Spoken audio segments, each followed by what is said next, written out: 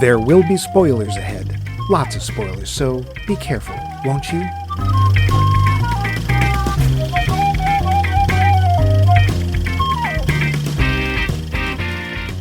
All good things must come to an end. And so must this. It's the last episode of our series on heist films called This is a Good Place for a Stick-Up. We've seen folks steal diamonds, gold, priceless scepters, digital stuff, art, reputations, and our hearts. Well, not so much of that last one. For the coveted final slot, we're going to be looking at one of the 1960s favorites of the genre, The Pink Panther. Heck, it's only been 60 years. This film still feels fresh, doesn't it? I know I do on this summer's eve. You know who else feels fresh? That movie critic extraordinaire, Max, where's my pants, Levine? Oh, Max, someone stole them again. What have you got to say for yourself?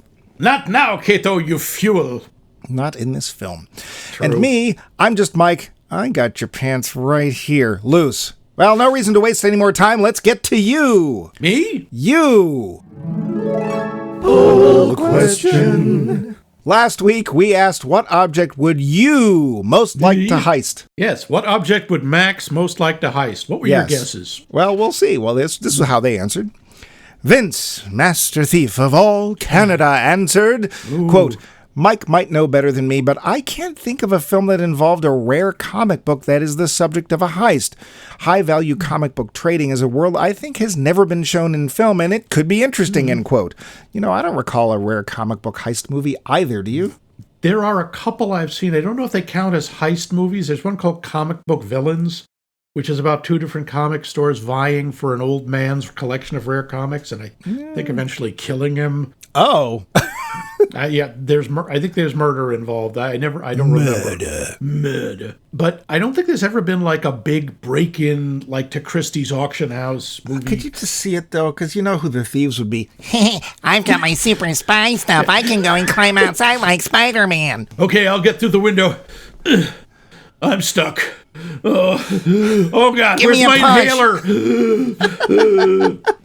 I just sprayed for nerds last week. Worst heist ever. You know what, though? That actually might be really funny. It actually might.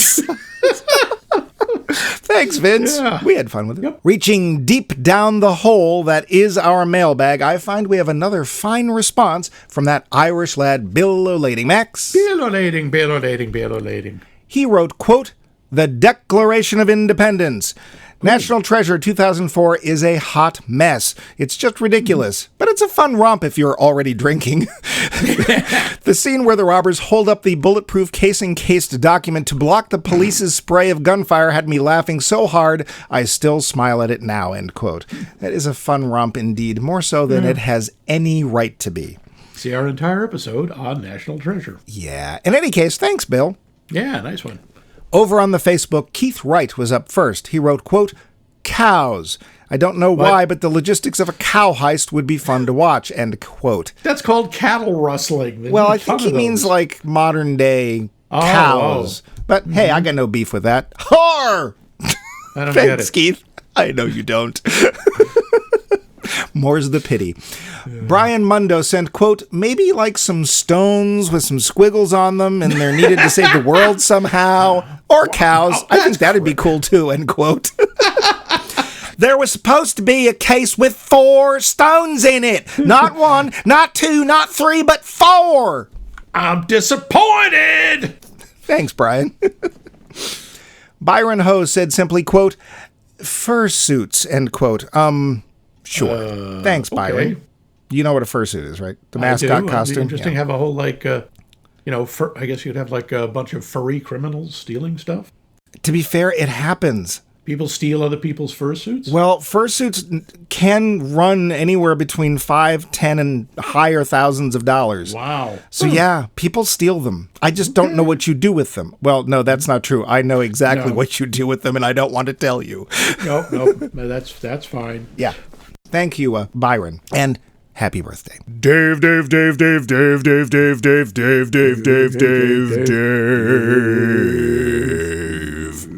offered, quote, tough one because it's all been done. I mean, I am as big a fan of cattle rustling as the next guy, but it has been done. Similarly, diamonds are cliche and a girl's best friend. Even the leader's nose has been done, which seems to be the outer limit of caper movies, though it might be fun to see a caper about the theft of our current president's nose. Maybe some UFC-related nose theft caper. I guess I would say, final answer, the three treasures, mirror, sword, and jewel of the Japanese emperor, end quote. Sure. Noses, they're what's for dinner. Yeah, Thanks, Dave. That's from Sleeper. Is that what that is? The leader's nose, yeah. Oh, yeah. Man, haven't seen that in a long time. Yeah. Yeah, you got to say, though, to steal our current president's nose, all you have to do is go up and go, hey, got your nose. No, I can't do it, and I won't. Yeah, he probably would fall for it. Let's just say that. Yep. Yeah. Thanks, Dave. Dan Schaefer said, quote, the recent art heist of the banana duct taped to the wall might make a good story, end quote. Yes, contemporary art. It's both delicious and nutritious. Let's not talk about the banana, because, thanks, Dan. Although I like art theft. Tyler Stewart sent one I had to look up, quote, the Heart of Koschei the Deathless, set in modern Moscow or St. Petersburg, end quote. Interesting. What do you know about it, Max? I don't. It's from Russian folklore. Koschei the Deathless was this guy who figured out how to remove his heart and hid it inside, I don't remember, it was like a duck egg inside a chicken, inside of something. Oh, a turducken. So he hides his heart in a turducken. Okay. Something like, pretty much in a turducken. And of course, he's killed at Thanksgiving dinner. Oh, well, I mean, wouldn't the removal of said heart also cause the death condition? That makes him immortal. I see. You take out your heart, it makes you immortal. Okay. Yep. Thanks, Tyler. Matt Reisman posted, quote, maple syrup, of course, end quote. Uh-oh. All right. Oh, no. That's a deeper. Look it up, folks. Yeah. Actually, don't look it up. Yeah. There was a great Canadian maple syrup heist of 2011-2012 where thieves slowly siphoned off 3,000 tons, that's T-O-N-N-E-S, of maple syrup worth over, take a guess, Max. $3 million. 25 million bucks. Wow. And that's American. It is literally the biggest Canadian heist ever. And apparently Matt likes maple syrup. I think there's a mini-series about it, or a movie. I think you might be right, but yeah, because what else would you steal in Canada? Oh, that's just mean. That's just You'd mean. Steal hockey. Or Vince. Yes. But yes, thank you, Matt. Charles Forsyth answered, quote, does a gem count as money, like a giant pink diamond with a flaw that looks like a crouching panther? Oh, Charles, what a coincidence we have for you. He continues. Or maybe I have a mind that's so powerful, it's legally been split into two parts. The parts are blocked from trying to rejoin, so that one part launches a convoluted plot to set in motion a series of events that will eventually allow it to connect with the other part, while the other part tries its best to stop this from happening. This is the plot of the 1984 novel Neuromancer, which might be coming as a TV series if Skydance Paramount merger doesn't kill it, end quote. You know, I have 75 PSI in my head. Johnny Pneumatic. Yeah, I know. Right author, wrong book. But anyway, thank you, Charles. Is that the plot of Neuromancer? I forgot. I have read it. I remember. It's in a way, it's kind of the plot of Total Recall with Arnold. You know, his original personality. Yeah. Trying to get back to that. Well, didn't they also remake that with somebody with Colin Farrell or something? Yes, they did. Colin Farrell or Colin Firth. I think Colin Farrell's become the modern day Wayne Rogers. When you need to remake something or you haven't got somebody you want, you just get Colin Farrell. It works. Isn't that great? Lastly, we have Max's moist little flame, Doris Hempelmeyer, on our hotline. Try and keep your breathing under control, Max. Yes, my little heart spark. Hello, Max Mike Movies. Hi, Max.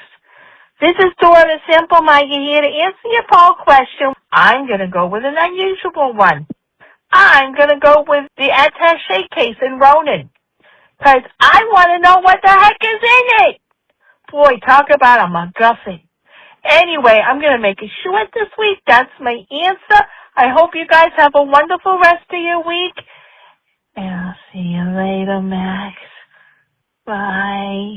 Oh, okay. The attaché case from Ronin. Interesting. The MacGuffin of Ronin. All right. That's one interesting. Of 3 briefcases I can think that's a mystery. Wait, there's one from Pulp Fiction. What's the third? Well, to be fair, one of them isn't a briefcase, but it's in the trunk, and that's from Repo Man. That's the dead alien. Oh, okay. But yeah. I don't count that as a briefcase. That's but it is fair. A thing we never see. That's true. Just alien. But thanks, Doris.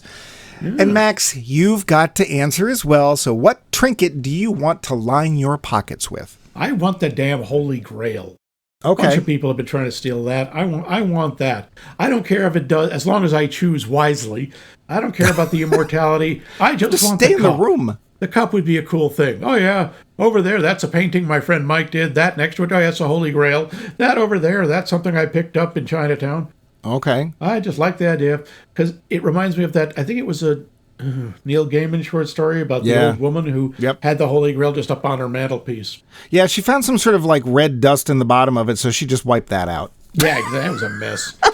Yeah. What about you? What fabulous treasure that has been heisted would you want? I want the crystal skull so I can smash it. Maybe I can stop the movie from happening. Oh, okay. The crystal skull. Sad thing is, I'm not really that picky. A nice pile of gold would be fine. I'd be totally fine with a nice little pile of gold. So, yeah. Or, it could be a famous painting. But the thing is, I don't want the painting for the value. I just like to have it because it's pretty, and I want to look at it. But, yeah, I'm not that materially minded. The money would literally be so I don't have to work anymore. That's a good reason. That's really all I want. The leave me alone money. That's what I want. So, yeah. But your answers were all great and a lot of fun, too. Terrific stuff. Thank you all. Won't you apply that great energy to another? We'd like to know what movie really, really needs a remake. What film was okay but could be made a lot better? Let us know, won't you? For now, let's get back to the Pink Panther or El Pantera Rosa and the facts. Budget seems to be about $3 million. It's hard to say. Nobody wants to fess up. But the take, $10 million. That is a big success for the 1960s. Gee, it's a shame they never made any sequels. I think there are 9 total. Yeah. 9 times. Yeah. And I think 3 of them have Peter Sellers in them. Yeah. As successful as the movie was, its mascot, a character developed by the DePatie Freeling studio, not only went to open other Pink Panther films, he had a long-running cartoon show of his own, but continues to be employed by Owens Corning to sell their insulation. That's right, Pink Panther insulation. You used to see that everywhere. Hey, I'd line my house with Pink Panthers. He's fun. We almost got Audrey Hepburn as the princess, which would be even harder to explain when it comes to the character's background, but we'll come back to that. Yeah. Did you know that a little girl from India could grow up to be Audrey Hepburn? I did not. Well, luckily that didn't happen. She had Michael Jackson syndrome, did she? Let's not. No. The woman who did play the princess, Claudia Cardinale, did not speak English, so her entire part was dubbed. Whee! Oh, dear. All right. Yeah. Hey, so that fun little bathtub scene where Clouzot's wife is hiding budding thief Robert Wagner, those bubbles weren't soap. They were some kind of chemical foaming agent that not only burned skin, but blinded Wagner for weeks. Yeah, because he was submerged. That's some Wizard of Oz level stuff. Yeah, we're going to kill some flying monkeys. Oof. As we reported last week, Peter Ustinov was originally slated to play Clouzot, but his wife convinced him not to. So they grabbed Peter Sellers, and the rest, well, is this movie. Which I'm betting Mrs. Ustinov did not hear the end of that for a long time. Well, as we also reported, Sellers was replaced with Ustinov in Top Copy, which worked out fine as Ustinov won an Oscar for his role. True. I mean, it's, not $90 billion, but it's still, yeah. David Niven's character would return without him. In 1975, The Return of the Pink Panther was released, but had Christopher Plummer in the role. Niven would take back the role in the unsuccessful 1982 outing, Trail of the Pink Panther. You remember that one, Max, don't you? Nope. No, me Not neither. even a little. Nope. Yeah, nope. I know it existed. I remember it, but I also remember either Sellers isn't in it or they use clips of him from other movies. Oh, wasn't there a scene where he's looking in the mirror and they have a picture of Peter Sellers taped over the mirror? No, that's Bruce Lee. Oh, well, but we wouldn't confuse Bruce Lee for Peter Sellers. Why would they do that? Just read the rest of your script. Yeah. We're missing a few of the Clousaux staples, such as Chief Inspector Dreyfus, Cato, and Clousaux's accent, but there's reasons for that we'll get to when we talk about the film, and likely so much more. Max, do you have any facts or two to impart? Well, I was just looking through the cast list, and I know we'll come to him later, but I would like to say that James Lanphier, who plays Salud, because basically anytime they needed a slightly dark complexioned actor in the 60s and 70s, they got James Lanphier, and he was in The Deadly Mantis. Ah. Yes, as one of the background military people. Attack of the 50-foot chicken wing. The Deadly Mantis. What a brilliant film that is. Yep. But, cool. Well, that's nice to know. Yeah. Well, then why don't we get to the plot? And this is going to be highly condensed, just so you know. It's the early 60s, and the jewelry cases of the rich and famous are the playground of the notorious Phantom. A gentleman burglar, he steals silently in the night, leaving a glove with the letter P embroidered on it. Ah, what a dashing rogue. He's stolen 15 bits and bobs before, but now he has his eye on the fabulous Pink Panther, a diamond that has a tiny flaw in its center which is said to resemble, well, you know. It's owned by the lovely princess of something. She keeps it close, and Inspector Clousaux of the Sûreté is even closer still, hoping to stop the theft of the prized jewel. Other folks that are close include Sir Charles Lytton. Might he be the Phantom? Or is it his ne'er-do-well nephew, George? Clousaux's wife, Capucine, seems a bit shifty. Perhaps she's the Phantom.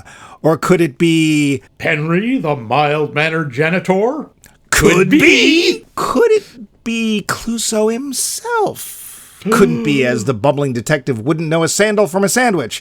Still, as the Phantom plots, Clousaux is always nearby. Will Lytton charm the princess? Will George seduce Mrs. Clousaux? And is the princess as innocent as she seems? Do stay tuned, folks, as this is going to be another show. The film. All right, Max. Yeah. I know you've seen this. This was a staple of Channel 56 all through the 70s. I think I have seen all of it, but I don't think I saw it all contiguously. I'd watch for 20 minutes or so and then turn the channel, and then I'd come back another week and it would be there and I'd watch another piece. So this is the first time I have seen it from start to finish in a row. Oh, cool. So how long has it been, do you think, since you've seen it? 500,000 years? I'm not sure. It's got to be at least 30 years. Yeah, same thing for me. It's just been forever.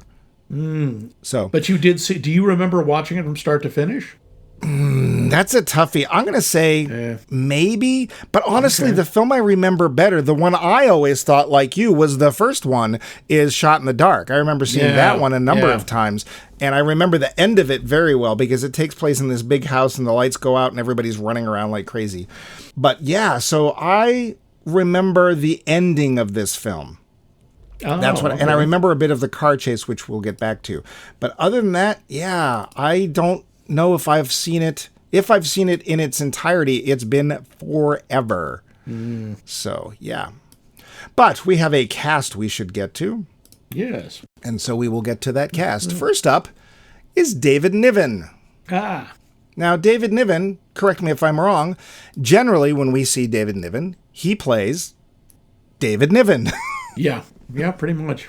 I mean, which is fine if that's what you're looking for. Quite honestly, I don't see much difference between this character and Dick Charleston, but, you know, he's fine. Yeah. We have an issue with David Niven in this film. He thought he was supposed to be the main character of this film. Well, he is supposed to be. It's just... He gets top billing. I do remember this is one piece of trivia I came across.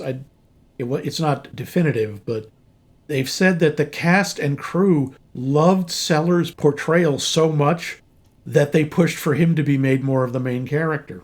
Apparently, a lot of it had to do with Sellers and, not Bogdanovich, I'm sorry, Blake Edwards' discussions together. Because, of course, Ustinov would have played this totally differently. Oh, yeah. And we don't get to see a lot of it, but he wouldn't have had the physicality that Peter Sellers does. And Peter Sellers, well, we'll get to him, but he has this physicality. Yes, he does. He was not thrilled once the film came out to find out that he wasn't really the main character. And in fact, when he was to present at the 1964 Academy Awards, he asked that they not play the theme to the Pink Panther as, quote, it wasn't his movie. Ooh, ouch. So They didn't, right? no, they changed the music to something else. But Was that the same year the guy streaked the stage when he was on? Oh, boy. No, I think that was 70s. I think that was later. Oh, okay. But yeah. Oh, that's right. The streaking craze was then. I mean, if you want that upper crust Brit, you've got David Niven. I mean, he designed that mustache, which is called the David Niven. I don't think there is another name for it, but yeah. He is really good at playing the elegant aristocrat. Yeah. So yeah, he does fine. He does very fine. He's good the in this, gentleman thief. Yeah, we're good with that. And he's funny. He can do physical comedy. Yeah, I would say that I wouldn't go and say that and I'm sure this was a problem, I don't think he's as funny as Peter Sellers. No, but very few people were. Well, and speaking of Peter Sellers, he was not a big name before this film. No, not at all. And this really launched him, and in fact launched a series of films that we just mentioned. But he plays Inspector Jacques Clousaux. I'm sure the name was not, it was total happenstance that it sounded vaguely. I've always wondered about that. You think they were actually like taking a little nudge at Jacques Clousaux? Okay. Yes, I totally think they were. Yeah. The only issue I have with Peter Sellers is he's not Clousaux enough, but that's not his fault. He's toning it down a fair amount, which is quite something when you look at this and see what an absolute bumbling klutz Clousaux is in this, but he's not as over the top as he is in the later Pink Panther movies, where you wonder, how did this man survive to adulthood? Never mind reach the position of inspector, but yeah. Really makes me question the Sûreté's policies, not to mention his chief inspector, who we see later, who's really one of the most fun parts of the series. Especially because he spends so much time trying to kill him. That's only in what is it, Revenge or Strikes Back? One of them. Yeah. Kill Clousaux, kill Clousaux. Kill Clousaux. Anyway. Kill you! Yeah. Herbert Then we have 12-year-old Robert Wagner. My God. I knew he was in this. I was pretty sure what part he was playing, but the first time I saw him, I was like, who the hell's that? Who's the skinny little boy? Yeah, especially he's got one shirtless scene, and it's like, oh, get him he's been out starving. He's been in a ditch for weeks. Like, count his ribs. My God. Yeah. Well, you know why they hired Robert Wagner? No. It Takes a Thief. Oh. Are you sure? So I assume the director had a heart-to-heart talk with him? Oh! Two can play that game. Nice backhand, Max. Thank you, sir. And Robert Wagner, he's one of those suave, easy on the eye. He plays erudite and a rich young guy very well. I think the name of the character was Alexander Mundy in It Takes a Thief, and he captured the hearts of many a housewife. So he works out very well in this. He's supposed to be the ne'er-do-well nephew who has not been going to college, but in fact has been basically taking the money and just having a good time. And he fits that lifestyle really well. So yeah, Robert Wagner doesn't have a lot of range. No, but he actually can be very funny. If you ever see the Austin Powers movies where he plays number one. He's actually pretty funny in that. Looks like number two from where I'm sitting. What does he mean? I'll tell you later. It's disgusting. So yeah, he's perfectly fine. Then we have Capucine as Simone Clousaux. Yeah. Yep. I think she actually does very well, and it's kind of too bad her part's so small. I was surprised. She actually does physical comedy really well also. Yeah. And she looks so elegant and suave and gorgeous. And then she'll bang her head on the table really hard or trip over something. 1960s Jackie O chic. Yeah. That is what she, and of course Jackie very O got chic. it from Europe. That's the word. She's chic. She is very chic. And she doesn't have a lot to do. She's a lot of fun. Yeah, she's playing both ends against the middle, which is kind of fun. Then we have Brenda DeBanzi as Angela Dunning. She's very small part. She's fine. She plays the hostess. Yeah, she's fine. Yeah. Colin Gordon plays Tucker, who's there. I mean, pretty much after this, it's except for your friend James Lanphier, we have and the rest. Well, there's also the princess, Claudia Cardinale, who apparently doesn't do her own dialogue. No, and I sit there and when I had to be told by her expository dialogue that she was the grown-up version of that little Indian girl. It's like, wow, you got pale as you got older. Well, hey, come on. She at least has a slight tan, like she's been in Saint-Tropez or something. And Bain de Soleil. That's about, yeah. So it didn't occur to me that she was being dubbed, so she's fine, I guess.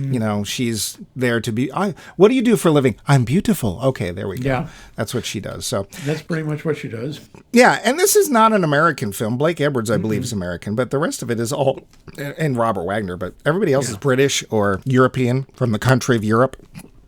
So the opening of the film has probably the best known and probably one of the best movie themes ever. Henry Mancini, the Pink Panther theme. Do you think people recognize it still? Oh, yeah. Even if they don't know what it is, they recognize it. Okay. I mean, to me, it always seems now people think, they associate it with sneaking. Sure. Like a thief or something, not necessarily with the Pink Panther. But it's like that's the part that every saxophone player wants to learn and play. Yeah. And it's just, and it's sultry, it's silky, it's got that kind of little spy vibe to it. And we get this really fun little cartoon to go along with that, too. The cartoon's great, and that's Friz Freelang, isn't it? He is DePatie Freelang. Animators. Yep. I don't know where Dave DePatie came from. I don't remember. I don't know that much about animation background. I had to look him up. He was actually one of the longest-serving producers or heads of Warner Brothers Animation. Oh, cool.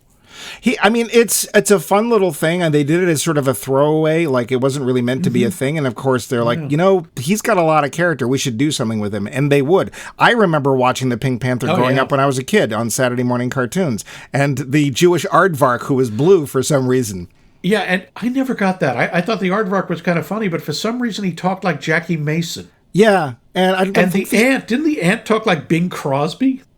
I don't remember well enough. He was also doing a celebrity voice. It wasn't the celebrity, but I can't remember who he was. That's actually a very common voice acting trick where it's like some of your best characters come from bad impressions you do of other people. Oh, so I have no idea what you mean. Well, so for example, there's that one, Simon Bar Sinister, perfect example. It is somebody's bad impersonation of Lionel Barrymore, which once you know that, you can see it, but it's like, it isn't. It's just wonderfully its own thing because the guy can't actually do Lionel Barrymore. Sure. Yeah. Or Top Cat, who's supposed to be Phil Silvers, and doing a Phil Silvers. Yep. It is amazing how many things Phil Silvers wasn't in that he was in, kind of, because people did him all the time. Yep. So, and if you don't know him, look him up, kids. That's 50s and 60s. You can also find his name under Harold Hecuba. Sure. So we start off with a really fun little cartoon and a great theme. The other thing is we are going all over Europe. There's lots of different locations, and it really adds to things. But the one thing I'm noticing is how little traffic there is. Dear gods, do I miss that? My God, yeah. Also, the lack of traffic in Rome, please. At the time? Rome has been legendary. No, Rome has been legendary about bad traffic since the cars were invented. I got to say, when I was there in 2012, it wasn't that the traffic was bad. It's just that they don't do things like have lanes or traffic lights or anything. They just sort of... It's this weird chaos that I don't understand as a non-Italian, but seems to make perfect sense to them. These are the same people who one small town, when they finally got traffic lights, and I think this is in the 21st century, they finally got traffic lights, the locals stoned them because they didn't want them. But we have Rome, we have Paris, we have the Italian Alps, and it really gives that international feeling to the movie. It's when things were still exotic. And I got to say, it's photographed really beautifully. I want to go to these places. It does look very pretty. But I want to go with them with the number of people that are going to them in the film, i.e. almost no one. So I want to go to them and stay in those incredibly fancy hotels. I know, right? That are the size of like 2-bedroom apartments. Yeah. We also get these rooms, and they're, as Max said, they're gigantic. And you can tell, okay, these are in the studio, and this over here. Now we're actually out, and they were actually out in snow, and good for them, because if we've proved anything on Max Mike Movies, it's that whenever you fake snow, we all know it. Yep, it's pretty obvious. So we're dealing with the upper crust, right? We're dealing with rich people and stuff. And then we've got this kind of, not quite opposite, but we've got Peter Sellers wandering in doing slapstick. Yeah. How do you think those two things work together? Sometimes it's jarring, I gotta say, because most of the rest of the humor is sort of bedroom farce kind of stuff. Well, Except obviously he's- Clouseau's not getting any. No, poor Jacques. Yeah. Thank God. He's going to have He to is just Jacques so off. cl- Oh! Oh! You're so fired. You're going to be censored. Apple's going to Hey, punch you in I the said nose. it in French. It won't bother anyone. I'm sorry, Jacques Oof. But honestly, the whole idea with humor is surprise. And it's always surprising initially when he does stuff. Eventually you're like, well, that's going to break. But I think it kind of works. It's sometimes during, but then they start having other people doing it. Mm-hmm. Mrs. Clousaux, falls down or knocks things over. Robert Wagner runs over David Niven on skis. Yeah, and we get almost the cartoon, like, he doesn't quite have the shape in the snow of him, but that's what I was is. thinking. There are a number of very cartoonish elements to this, and not just the intro animation. I mean, the stuff with the fireworks. Yeah. I'm like, Which really? are actually deadly, but okay. Yeah, and of course it's like, oh, that's cute. It's a Roman candle, and they're in Rome. And he needed a candle. He needed. Yep, that's the other thing. The mistaking an explosive device for a candle. How often has that happened to Elmer or Wile E. Coyote or anybody? Well, remember, we also had two friends that during our yearly marathon would go out in the snow with two Roman candles and trash can lids and have a wizard duel. Yeah, shooting the things at each other, and somehow they both lived. Yeah, don't understand that. But I actually like the mix of grace, because, of course, grace is a part of that living well thing, right? We have people that have manners and the way they hold themselves. And then you have Clouseau coming in dressed just like they are and tripping over his shoes and stuff like that. And Being it's an not idiot. Yep. the way. This is what I wanted to come back to with his performance. His physical comedy does have this grace to it. It does. His smallest gestures can be funny. Little things I noticed, like when he's leaving the bathroom and he's trying to be suave and he's trying to turn the light off and nothing happens. And then he gets this little look and you just see him raise his hand about 6 inches. He missed the switch. Right. Not a big thing, but it's really funny. Yeah. And when he trips, it's like if it was done or overdone in another more clumsy way, you would sit there and say, well, he'd never get his shoes on in the morning. And we believe it's just whenever he starts to be supercilious or he's trying to be in command or whatever, that's when he starts to mess up. And I thought his performance, and then I didn't remember this, having not seen it in decades, but I thought his performance of that physical comedy was very graceful in and of Absolutely. His pratfalls are practically balletic, Yeah. It's amazing. Then speaking of grace, we get to that first party, and there's a very famous dance we see here, Max. I don't know if you know the actual name for this, but it's called the White People Slowfoot Shuffle. Oh, I was going to call it the Batusi. No, it's not even that energetic. I'm sorry. It is the White People Slowfoot Shuffle. Oh, by the way, in case you were wondering, no, there is not a single person of well, that's not fair. In the beginning, we have some people from Kreplakistan or wherever she's supposed to be from, but they're quickly shooed away so they can grow up into white people. So, although I guess Salud stays around. So yeah, but I also think he's just mostly a deep tan. Yeah, could be. Don't know. But yeah, white Considering people also dancing. He was born in Long Island. Oh, well. Yeah. Was it at least Eastern Long Island? I don't know. Yeah, so we get white people dancing, always good for a laugh, although it was not meant to be funny, but it was. I don't know, I laughed at it. Yeah. It was pretty amusing. I will also say that, at least in the beginning of the film, as the plot or I don't want to use the word action. I really don't want to use the word action. Starts to slow down. That's when Clouseau trips over something. And it sort of brings us back, which I thought was, in the early part of the film, was very well timed. I like your observation that it's like his clumsiness humbles him. Yeah. It's when he's trying to be super confident or, I am, the great Inspector Clouseau. Whoop!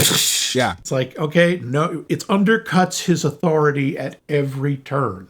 Well, also, the sad part of the character, at least in this film, is he's right. Yeah, he is. He figures out, he knows who the Phantom is, and no one else believes him. Yeah, and he just a matter of proof. And he even says, I can't take him in. I don't have proof. I need to find proof. I got a couple of questions. What do you think of the musical number in the middle? The Italian song. I didn't mind the Italian song so much. What I minded, and I was going to ask you about this, is the singer decides to break the fourth wall. Yeah, she's looking right at us.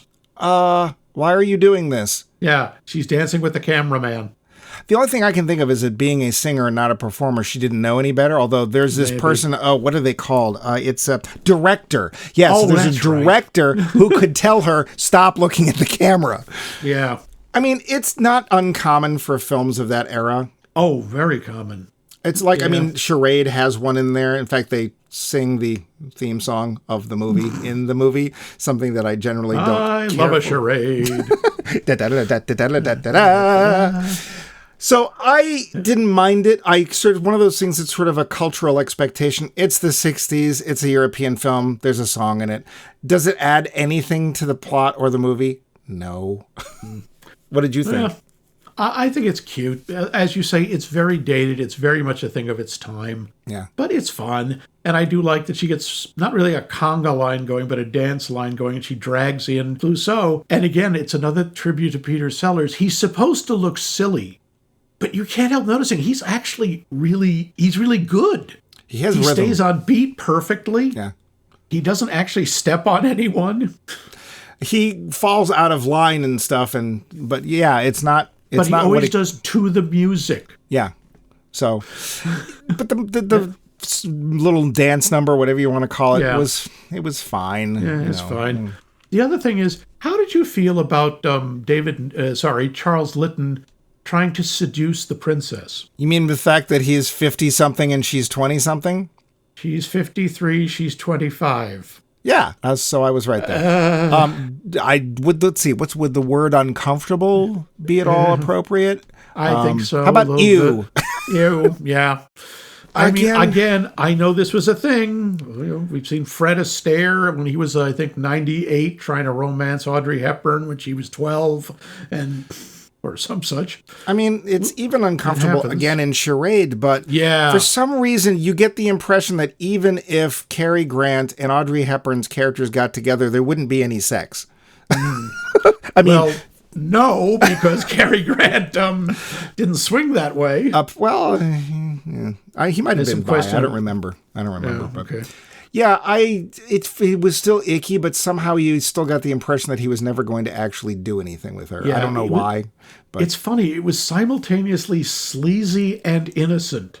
Because when she passes out, because he gets her drunk for the first time. Yep. Which, by the way, is the only time she's funny. No. Yeah. Well, that's not her part.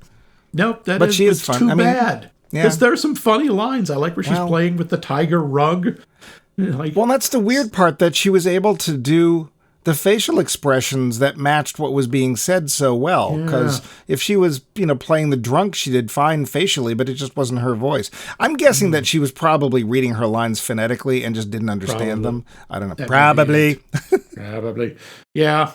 And I have to say, when she passes out, there is no sense that he's going to take advantage of her. No. He's mostly like, oh God, all right, how do I get her, either out of here or someplace she can sleep that's not on the floor? Let me bring up a question that just occurred to me.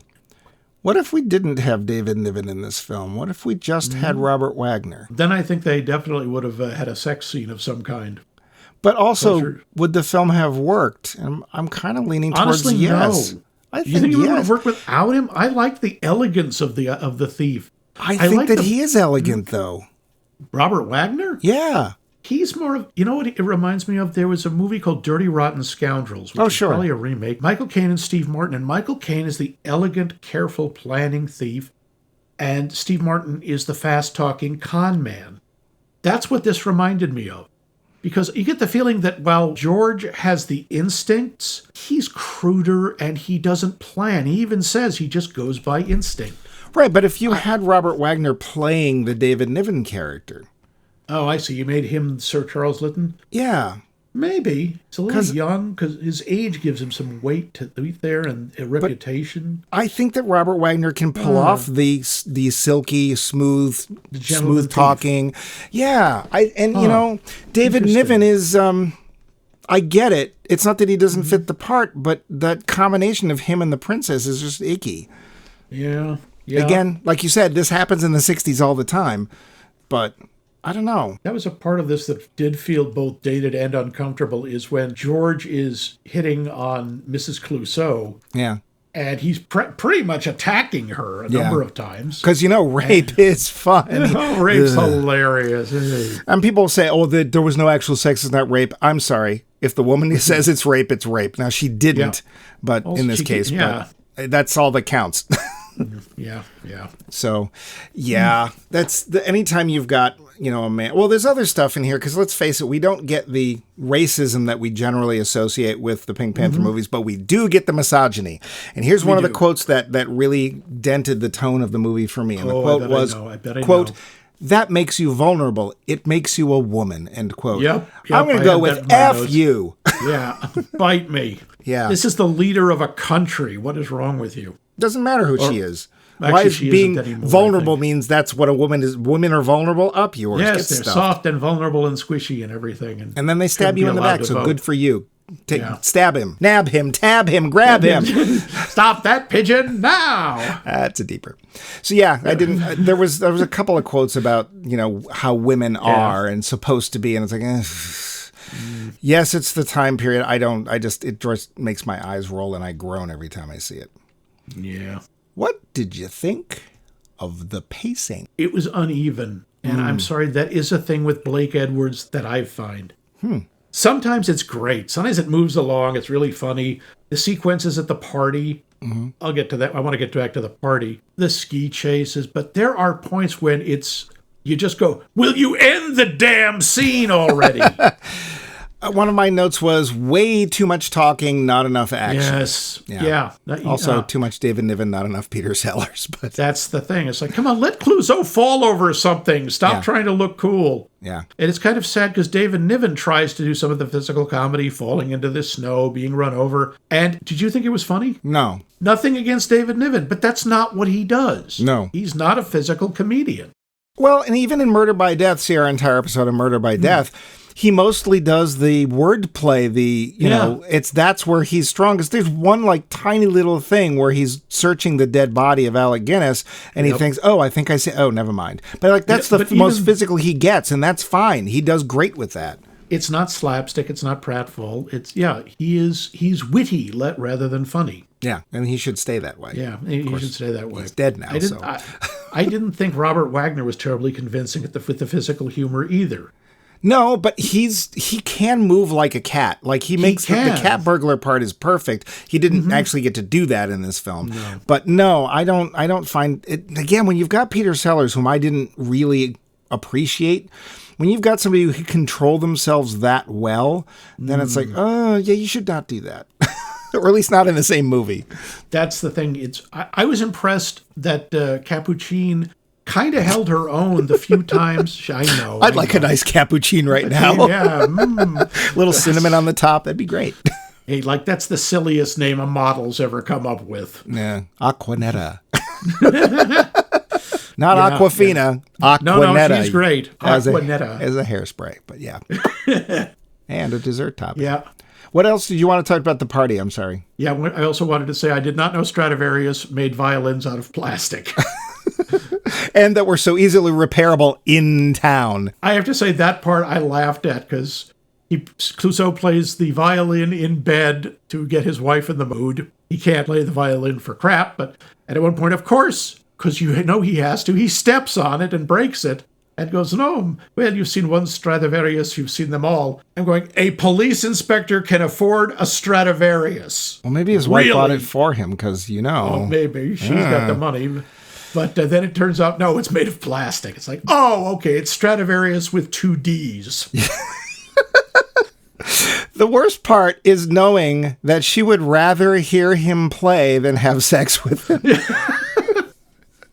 Because it really does sound like the outside of a cat. I'm sorry, the inside of a cat being scraped against the outside of a cat. Yeah. The party, that's where I think it goes full on cartoon. Now, this is the last party, the one with the actual heist. Yes, because we finally got to that. Yeah. Because costume party means funny. And of course, we have supposed to. At least 2 people dressed as gorillas. Yes. who happen to be related. Of course you do. Yeah. By the way, did you know you could crack a safe while wearing a gorilla hat, a mask, and gloves? Yeah. Well, the shape of the plastic ear actually will magnify sound. Yep. And there's no equipment. Like, neither of them even has their little bag of stuff, which we've seen. And we know he has a bag of stuff, not even a stethoscope, but back in the old days when the safes were so badly made, you could just stick your ear against it and hear click, click, click, click, open. Well, never mind that for some reason, and it's literally only for a sight gag, we've got not a safe in a wall, but it's got 2 entrances, one on either side of the wall, which why would you bother to do that? Why? So, and then we get this the gorillas come in and they're in there at different times, so they're mirroring each other's actions and they don't see each other until finally they both open the safe and is that me or a mirror image? I'm confused. It's a Lucy sketch. It's not even a Lucy sketch. It's when Lucy redid a vaudeville bit. That's what it is. Yeah. And it's not I Love Lucy, it's the Lucy Show. It's not even it just fell flat. The producers of the Scooby-Doo cartoon saw that and went, I've got an idea. Comedy gold, hold me down. Yeah. That sequence bothered me. I thought that was... Oh, just that sequence? Because after that, we get the fireworks going off, which is hilarious.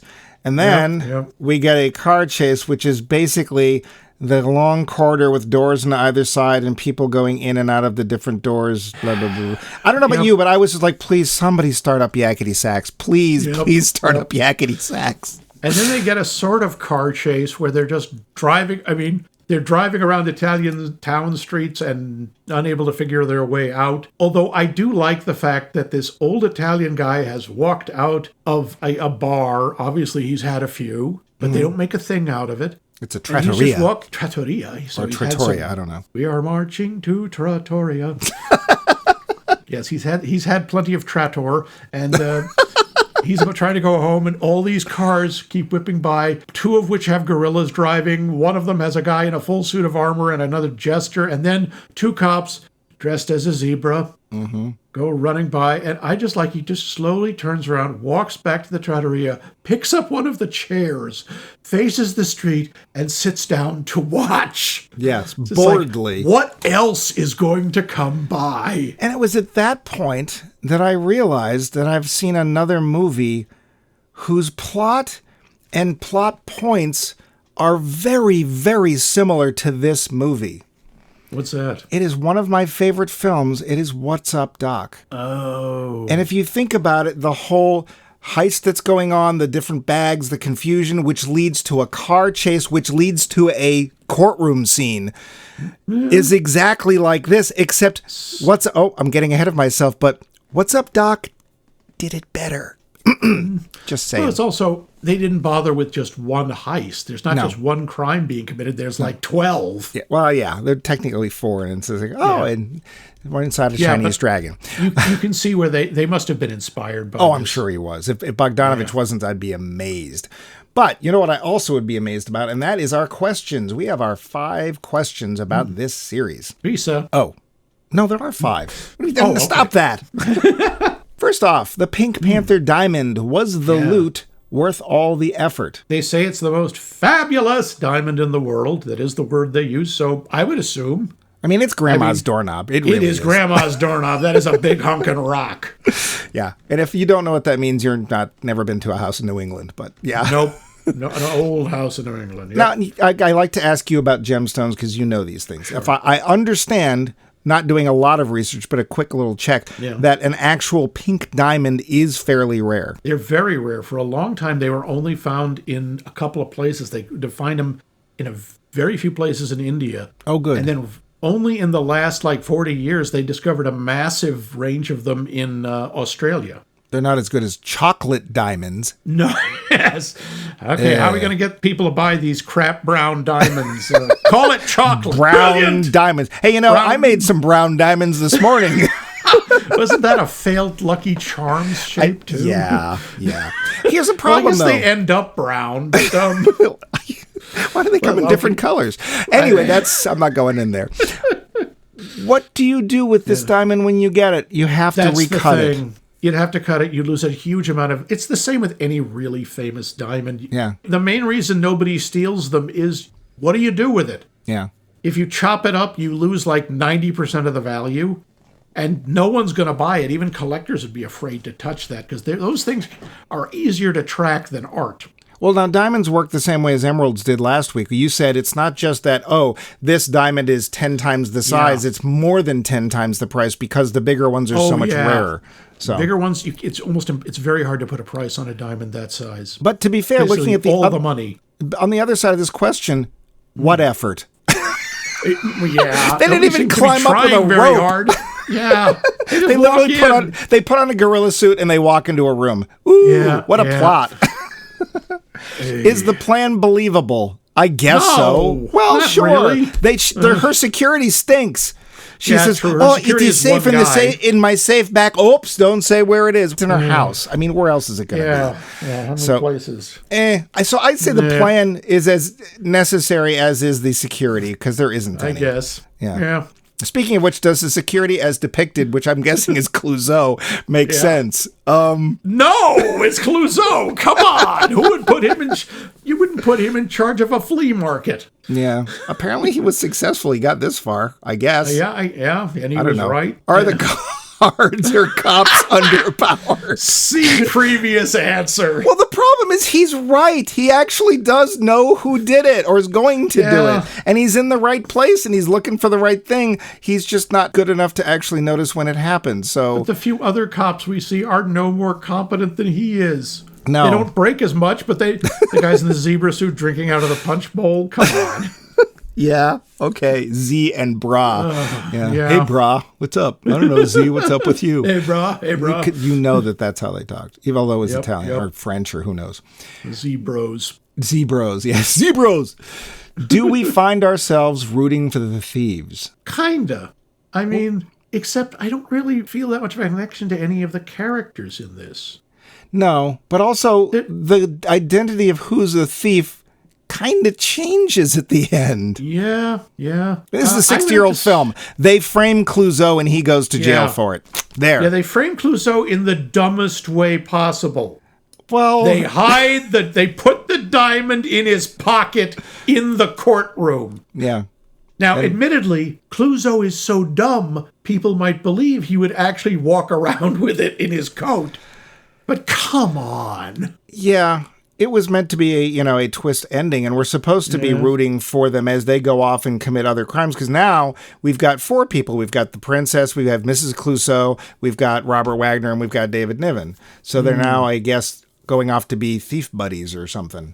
Yes. But so I didn't find myself, I don't know. I mean, kinda. I guess. I mean, it's her gem. She ends up with it anyway, so I guess it works out. Although they frame Clousaux, although you don't really feel that badly for Clousaux, which. I mean, that poor guy is in a marriage, and here's how you know your marriage is not going well. If you have to say "my darling" more than once per day, your marriage is in trouble. Never mind more than once per 15 seconds. Yeah. So and he never notices that she spends $30,000 a year on clothes. Oh, he notices that she spends a lot on a Ming coat, but she says she just saves the egg money, and that way she can... So I'm gonna have to say no. We don't really end up rooting for them. So I think we're supposed to, but I didn't. So before we get to the end, Max, anything else you want to throw in there? Just one thing. The whole sequence, like in the bedrooms and the bathroom, it's a French farce, Right. It's, oh no, the vicar's coming. Quick, hide in the chamber pot. Mais oui. Ha, ha, ha, ha, ha. I'm French, did I mention? But when George and Uncle Charles, the 2 Littons, begin realizing they're both in the room and they begin to figure out what's going on, they are remarkably untroubled by any of it and seemingly fairly unsurprised. Yeah, I can see that. I don't quite get why. No. They both had completely different ideas of who the other was, and, I'm completely wrong. How about that? Well, you know what else I find unsurprising? The fact that we get to the end of our show and decide whether the Pink Panther holds up. The finish. So, Max. Huh? Ain't seen it in decades. Maybe never seen the whole thing at all. Never seen the whole thing in, sequentially. Right. What do you think of The Pink Panther? Parts of it are still really funny. I got to admit, Peter Sellers is hilarious. It's very dated. I mean, there's been so much slapstick in the resulting 60 years, but there's something special about the way he does it. He's just such a joy to watch. That said, the rest of the movie is doesn't need to be there. I do like the locations. I agree with it. It looks good, and the locations are fun. The clothes are fun, but you really can see why they said, Dave, step out of the way. Would you come? Pete, come on up front. Dave. That's right. They're chanting, Dave, Dave. So, yeah, I think some of it holds up, some of it doesn't. Parts of it still get a chuckle out of me. What about you? How does it work for you? It's way too slow. It needs about a half an hour chopped out of it. It's almost 2 hours. That is surprisingly long for a comedy. Not so surprisingly long for a quote-unquote foreign film. They tend to be a little more languidly paced, especially if there's Brits involved. I love the British, but dear gods, their films are slow. Especially if it's science fiction. Oh, boy. It takes forever. I think that they didn't realize what they were making. They thought they were making a heist film starring David Niven. And what they were really doing is they were filming a French farce with Peter Sellers. And obviously, a vehicle for him. They would figure it out after this film. And apparently, I forgot this, Shot in the Dark came out like less than a year later. Yeah, it was right on the heels. Yeah, because they're like, oh, crap, $10 million? I like $10 million. Who wouldn't? So the parts that are funny tend to be around Peter Sellers, and there's not enough of him. And he's not doing enough, quite honestly. He's sort of a secondary character because, of course, they didn't realize what was going on. Yeah. The performances are fine. Nobody's outstanding, really. David Niven is David Niven in David Niven on Broadway. I don't think today's audiences would find it really funny. And I think that even the end, just the whole last chunk at the party is just not funny.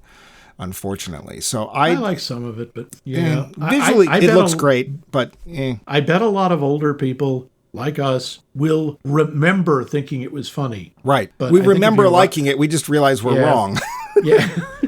Kinda. Yeah. And it almost doesn't even count as a heist film because there's not even any plot. It's just literally, oh, well, there's a party. I guess we know where it is. I'll steal it then. I won't bring any tools. I'll just bring my gorilla suit.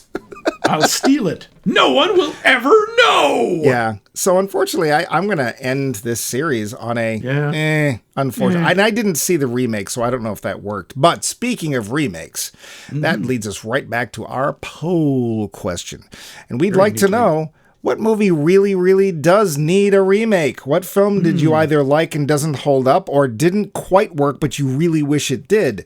Let us know. How can you let us know? Well, I'm glad you asked.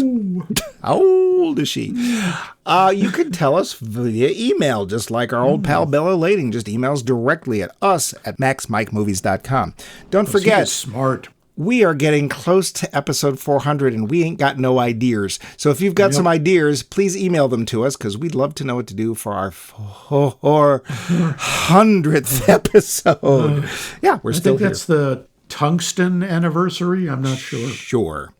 But you could also just find us on our website, which is maxmikemovies.com. You can leave a comment there. Talk to Vince. Talk to Cheeseboy. Hey, Cheeseboy, I haven't heard from you in a while. Where are you? Wake up, boy. Yeah, come on, man. Again, suggestions for films that should be part of a series or a series you'd like us to do, so on and so forth. There, email, either way is fine. Or you can connect with us on social media.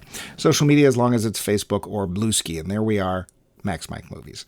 Yep. Would you like to call us? Would you like to hear your voice on a podcast heard by people? Then you too could call us at 617-398-7266, just like Doris Hempelmeyer. That's 617-398-7266. But this series is over. We have looked at our heist films. We've seen some fun, some bad, and some Max, we should do a new series. That's what I think we should do. You think? I think we should do a new series. Let's see. I think it should be a series maybe based on money. Because you know what? That's the most important thing about movies, isn't it? That's right. The most like the highs and lows. But something a little more, jargony, a little bit more descriptive. I know. Let's call it Tops and Bottoms. Yes, we're going to look at the top earners of a particular year and the bottom earner. Do we have to call it that? Because I think there's an implication you may not be thinking about. Yes, we do. Tops and Bottoms. That's our next series. And what we're going to do is we're going to randomize this a little bit. We're going to roll some dice, and we're going to choose a year, and that's the year we're going to look at the top grossing, and if we can find it, the bottom grossing, or at least a bottom grossing film of that year. And I think we're going to, well, Max, you're the one who's going to, you are the GM. You have the dice. So go ahead and roll us. And we have a system worked out, folks, so don't worry about it. We know if it's going to be 20th or 21st century. We're not going further back than that. Let's do the first. Okay, it's going to be 20th century. Okay, 20th century. And what is our year? The year 1959. 1959. It would seem that, Max, according to this, the top grossing film of 1959 is Ben-Hur. is Really? that of the Long Island Hers? No, actually, it's of the Monroe Hers, and that's a very deeper for one of our listeners. So I've never actually seen it. I've seen part of it because one thing I will tell you, this thing is 212 minutes long. 212. That's all the minutes, isn't it? That's like 3.5 hours, I think. Well, it made a lot of money, so it has to be good, right? Yeah. Well, I mean, let's see, it has that fantastic thespian Charlton Heston, who I think is playing, a man with lockjaw and constipation. Is he Jewish? No, he's Roman. Yes, because one bullet dodged. So, yeah. Wait, actually, I remember he's called Judah Ben-Hur. Oh, God, maybe he is. Oh, well. We'll there's find only out. one way to find out. So, join us next week for Ben-Hur.